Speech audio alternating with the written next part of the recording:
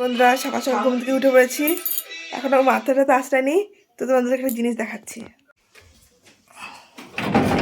আমি ছাদে চলে এসেছি, তেমন একটা জিনিস দেখাবো। কত কুয়াশা পড়েছে। তো এখন বাজে সকাল 8টা। তো দেখো বন্ধুরা, চারিদিকে কুয়াশা আর কুয়াশা, কিচ্ছু দেখা যাচ্ছে না কুয়াশার জন্যে।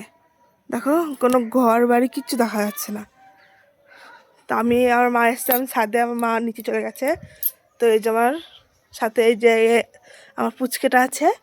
এই দেখো আমার বাবার ছাদ বাগান, আমার মা বাবা দুজনে লাগিয়েছে বেগুন গাছ, ফুল গাছ, ওখানে আছে ব্রকলি গাছ,